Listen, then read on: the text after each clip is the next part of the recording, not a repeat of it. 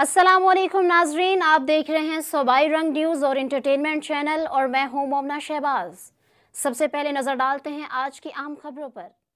सुबह की नमाज के बाद एक दफा मैंने खुदकुशी करने की कोशिश की है, लेकिन फिर मैंने सोचा कि मैंने क्यों ना ये सारी चीजें अवाम के पास रखूं, मैं खुद क्यों हराम की मौत मरूं और मैं ये सारी चीजें अवाम के सामने क्यों ना रखूं। मैं इस क्रम में से गुजर रहा हूं। मेरी तमाम ब्यूरोक्रेसी से गुजारिश है कि आपने इन सियासी लोगों के लिए जो मुख्तलिफ शेरवानियां सुहा के मिनिस्टर बनने को फिर रहे हैं, इनके लिए कोई गलत काम न करें। कमिश्नर रावलपिंडी ने इंतखाबात में मुबैना धांधली का भांडा फोड़ दिया, मुस्ताफी होने का ऐलान। लियाकत अली छट्टा कहते हैं, हमने हारे हुए उम्मीदवारों को जितवाया, 70 हजार की लीड को शिकस्त में बदला। इस वक्त भी रावलपिंडी में जाली मोहरें लगाई जा रही हैं। मुझ पर गलत काम करने के लिए शदीद दबाव डाला गया। मैं कौम से माफी मांगता हूं, मैं अपने जुर्म पर खुद को पुलिस के हवाले करता हूं।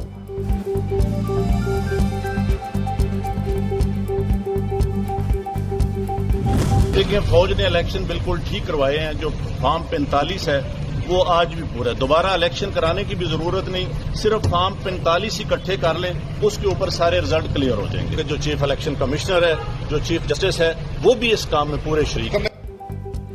चीफ इलेक्शन कमिश्नर भी धांधली में मुलव्विस है। मैंने मुल्क के पेट में छुरा घोंपा है। मैंने जो जुल्म किया, मुझे उसकी सजा मिलनी चाहिए। मेरे सामने प्रिजाइडिंग अफसरान रो रहे थे। गलत काम कराने पर अपने मातहत अफसरान से माफी मांगता हूँ। रावलपिंडी से 13 उम्मीदवारों को जितवाया गया। लियाकत अली चट्टा ने इंकिशाफात से भरपूर प्रेस कॉन्फ्रेंस की। पुलिस ने लियाकत चट्टा को गिरफ्तार कर लिया।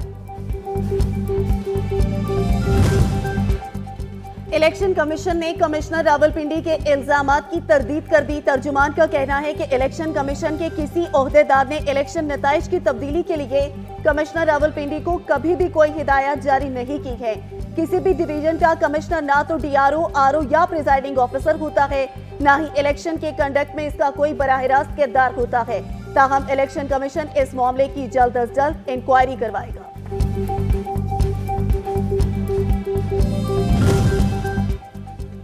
निगरान वजीर इत्तलाआत आमिर मीर कहते हैं कि इन इल्जामात का मकसद इलेक्शन की साख को मुतनाज़े करना है। एक शख्स जो खुदकुशी की बात कर रहा है वो साइको ही हो सकता है। कमिश्नर रावलपिंडी को अगर किसी ने मजबूर किया था तो पोलिंग डे पर क्यों नहीं कहा? शायद उन्होंने किसी को जितवाने के लिए पैसे लिए हों और काम ना कर सके। कमिश्नर रावलपिंडी के इल्जामात पर तहकीकात होंगी कि कैसे इस दिमागी कैफियत का शख्स इतने अहम ओहदे तक पहुंचा। नुली के रहनुमा राना सनाउल्लाह कहते हैं, कमिश्नर रावलपिंडी ने कहा कि उसने खुदकुशी की कोशिश की। दूसरी बात इन्होंने की कि मुझे फांसी दी जाए। अगर इन्होंने धांधली कराई है तो इसकी सजा मौत नहीं। पाकिस्तान का कोई कानून ऐसा नहीं जो चौक पर फांसी की इजाजत दे। जिस आदमी ने खुदकुशी की कोशिश की वो जहनी दबाव का शिकार है। इलेक्शन को मुतनाज़े करने की कोशिश की जा रही है। सबसे पहले लियाकत अली को अस्पताल में दाखिल कराना चाहिए। बैरिस्टर गौहर ने कमिश्नर रावलपिंडी के इल्जामात की फौरी इंक्वायरी का मुतालबा कर दिया। कहा, फॉर्म 45 के मुताबिक हम नशिस्तें जीत रहे हैं। बाद में फॉर्म 47 में हमारे उम्मीदवारों को हराया गया। रावलपिंडी डिवीजन में इलेक्शन कालादम करार दिया जाना चाहिए। कमिश्नर रावलपिंडी का बयान बहुत संगीन नौयत का है।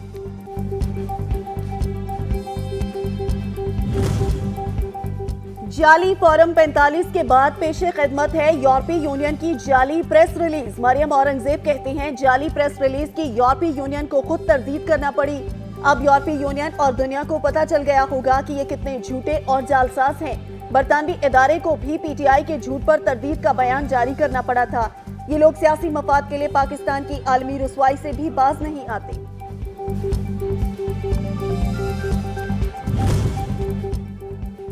पाकिस्तान मुस्लिम लीग नून के सीनियर रहनुमा जावेद लतीफ कहते हैं कि खुदा करे मुस्लिम लीग नून ये फैसला कर ले कि जिसको मरकज में अक्सरियत दिलाई गई उसी जमात को हुकूमत बनाने का मौका दिया जाए।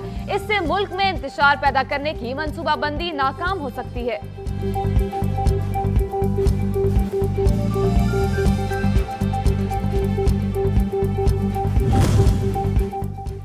रहनुमा मुस्लिम लीग नून साद रफीक ने कहा कि तहरीके इंसाफ पीपल्स पार्टी के साथ मिलकर मरकज में हुकूमत बना ले। मुस्लिम लीग नून को कांटों का ताज सजाने का कोई शौक नहीं। कौमी असेंबली में किसी को कतई अक्सरियत हासिल नहीं। वफाकी हुकूमत की तश्कील नून लीग की नहीं, पार्लियामान में मौजूद तमाम जमातों की मुश्तरका जिम्मेदारी है। मैं तो यही कहूंगा कि जो 47 है वो जीत गया, 45 हार गया है।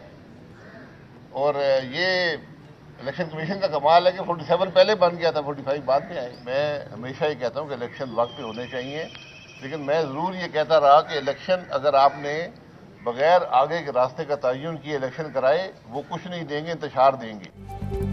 साबिक वजीर आजम शाहिद खाकान अब्बासी ने कहा है कि इलेक्शन कमीशन का कमाल है कि फॉर्म 47 फॉर्म 45 से पहले बन गया था। ये अनोखा इलेक्शन था, गूगल भी हैरान था कि रिजल्ट क्या है। ये भी अनोखी बात है कि आज कोई इक्तिदार में आने की ख्वाहिश नहीं रखता। मेरा नहीं ख्याल कि मौलाना साहब ने पीडीएम को अलविदा कहा है।